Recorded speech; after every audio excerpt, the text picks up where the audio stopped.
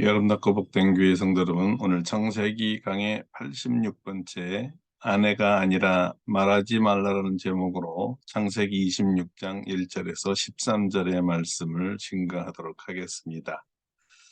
이삭과 리브가가 쌍둥이 아들 에서와 야곱을 낳았습니다.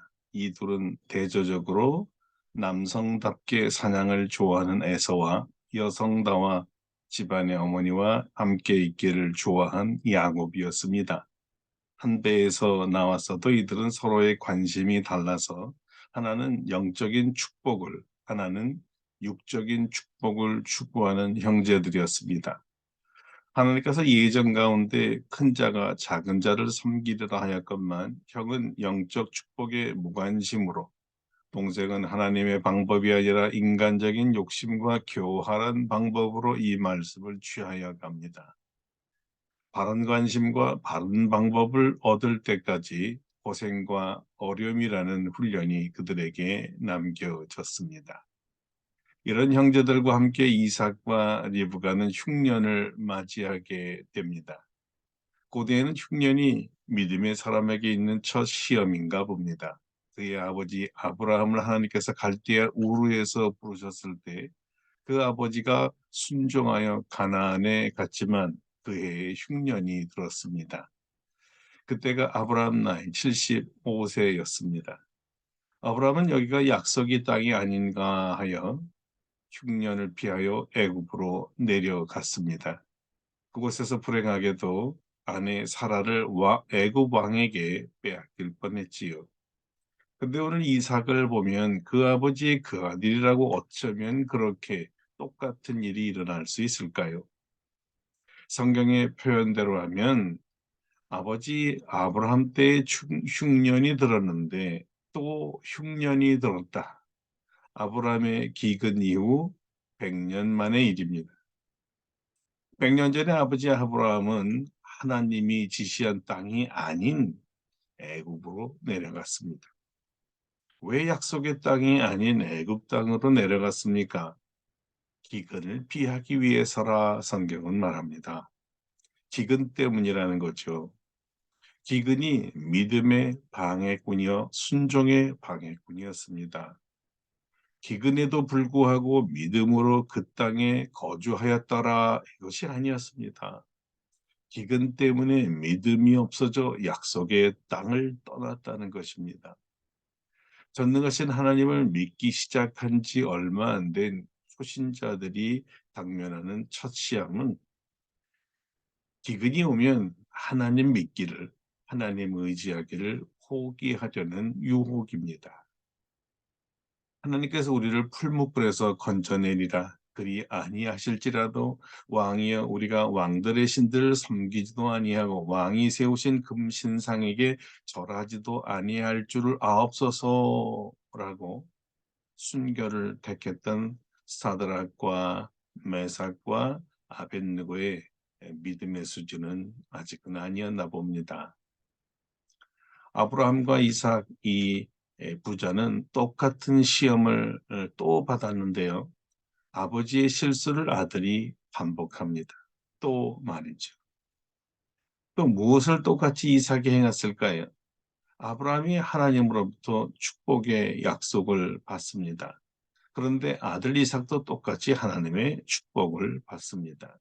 놀라운 것은 이 축복의 말씀 뒤에 일종의 시험이 오는데 그 시험이 아브라함에게는 기근이었다면 이삭에게는 흉년이었습니다. 그러니까 또 약속을 받고 흉년이 온 것도 똑같고 흉년이 들어 다른 곳으로 떠난 것도 똑같고 그리고 마지막으로 그곳에서 아내가 아름다워서 빼앗길까 봐 누이라고 속이는 것도 어쩜 그렇게 똑같을까요?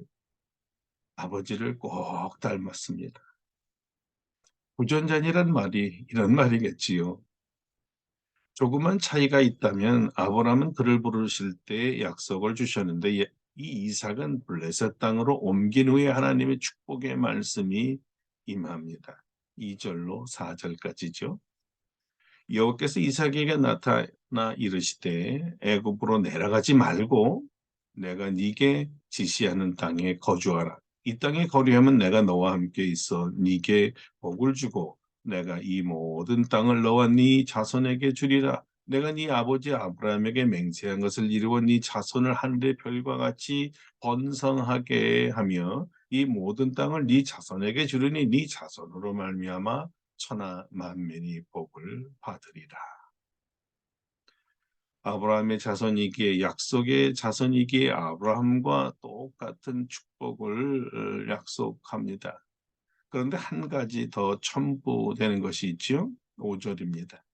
이는 아브라함이 내 말을 순종하고 내 명령과 내 계명과 내 율례와 내 법도를 지켰음이라 하시니라. 아브라함이 복을 받을 수 있던 것은 비록 처음에는 믿음이 없어 애굽으로 내려갔지만 나중에는 결국 하나님의 말씀을 순종하고 지켰기 때문이라는 것입니다. 아브라함은 믿음의 시조라 모든 것을 실수를 통해 몸소 배웠지만 이삭 너는 달라야 한다 이런 말씀이었어요. 앞에 본보기가 있다는 것이지요. 아버지처럼 처음에는 불순종하다가 순종하지 말고 아버지의 실수를 반면교사로 삼아서 너는 처음부터 완전히 순종하라는 것이었습니다. 하나님의 복은 하나님의 말씀에 순종하는 자가 받는다는 권고입니다. 비록 약속은 받았지만 하나님의 자녀라면 누구에게나 주신 것이지만 다 받는 것이 아니라 약속을 믿고 순종하는 자에게 주시는 선물입니다. 하나님의 말씀에 순종하여 하나님께서 약속하신 모든 축복을 받으시는 저와 여러분이 되기를 축원합니다. 그래서 하나님께서 이삭에게는 아예 처음부터 너는 애굽으로 내려가지 말라 주의를 준 것입니다. 너희 아버지 아브라함이 내 명령을 어기고 자기 생각에 애굽으로 가면 이 기근을 피할 줄 알았다가 얼마나 고생을 했는지 네가 알지 않느냐? 너희 어머니 사라를 빼앗기고 유린당할 뻔하지 않았느냐? 그의 생명까지 위협당하지 않았느냐? 내가 있으라 하는 곳에 있어야 안전하느니라. 내가 기근을 피하게 해줄 전지전능한 하나님인 줄 너는 이제 아버지로부터 들어서 알고 있지 않느냐? 다시 말한다. 애굽으로 내려가지 말라. 애굽으로 내려가지 말라.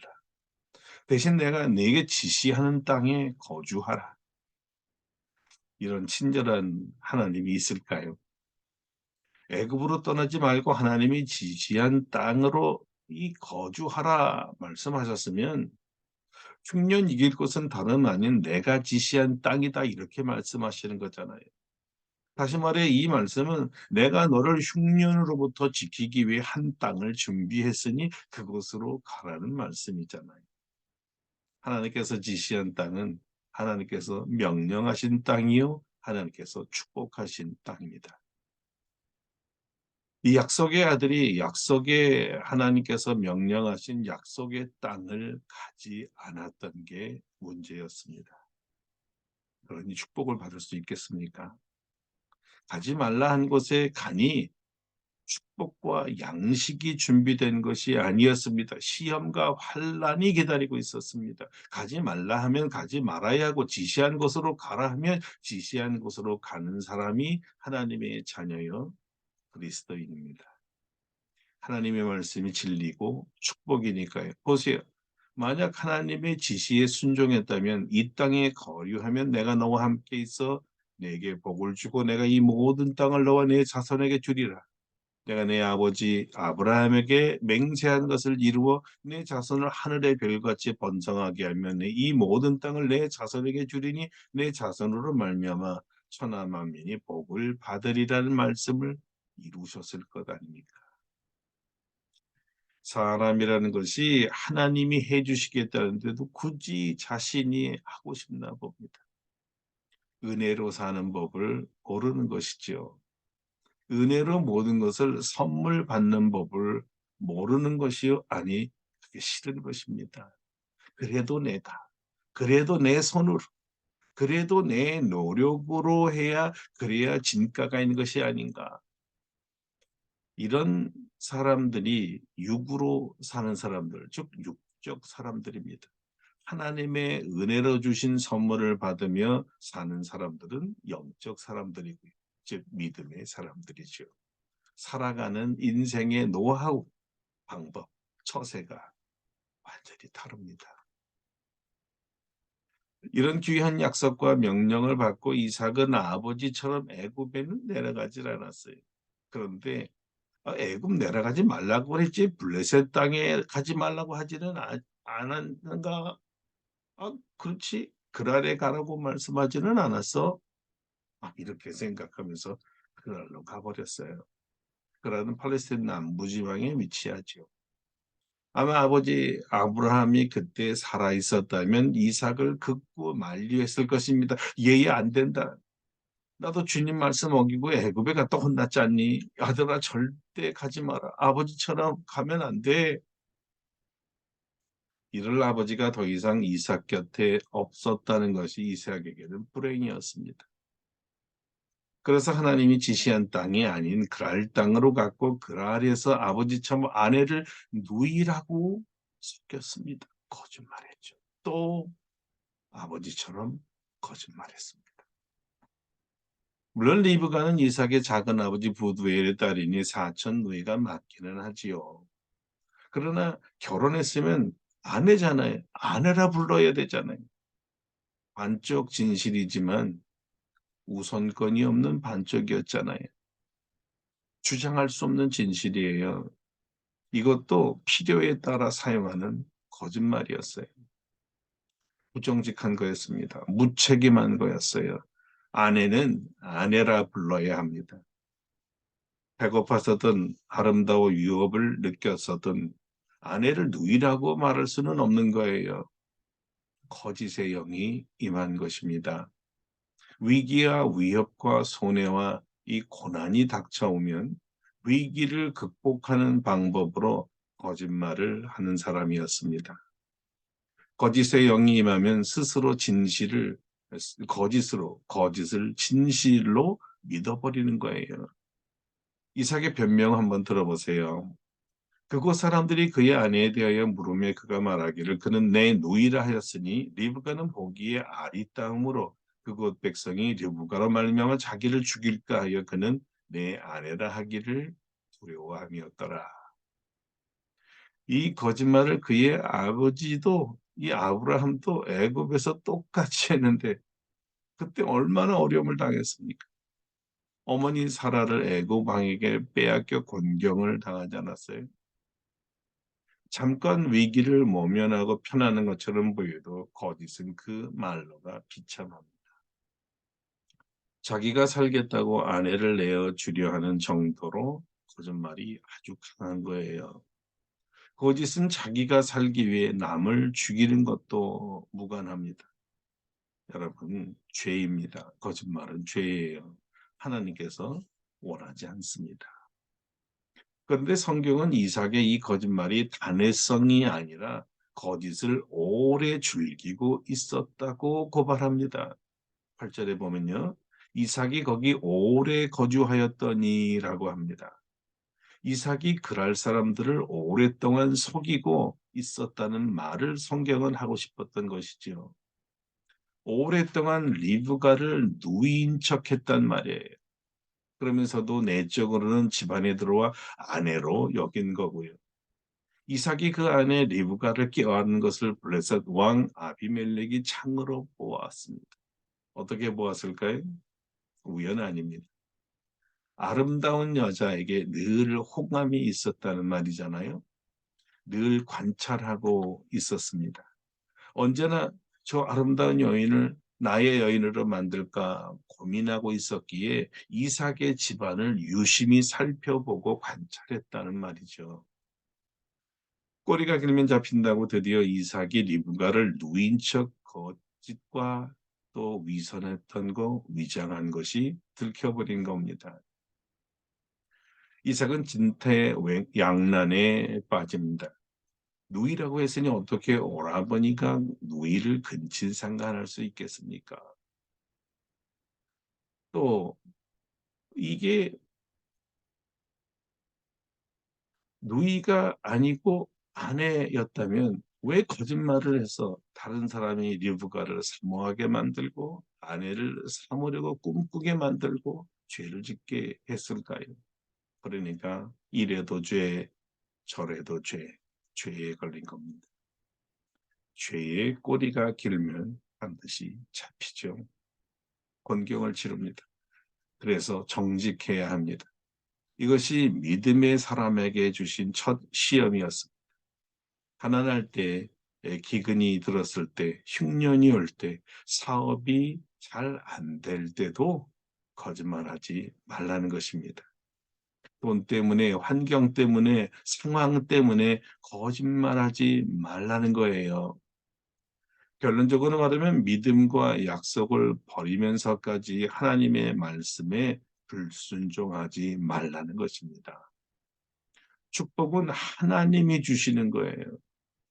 하나님의 말씀에 순종하면 하나님께서 복을 준다고 미리 말씀하셨잖아요. 네 자손을 하늘의 별과 같이 번성하게 하며 이 모든 땅을 네 자손에게 주리니 네 자손으로 말미암아 천하 만민이 복을 받으리라. 이 약속을 믿고 말씀에 순종해야 합니다. 어려움이 온다고 기근이 온다고 하나님의 말씀에 불순종하고 거짓말을 하면 이 복을 받는 것이 아니라 화를 받습니다. 훗날 하박국 선지자의 신앙 고백을 들어야 할 필요가 있지요.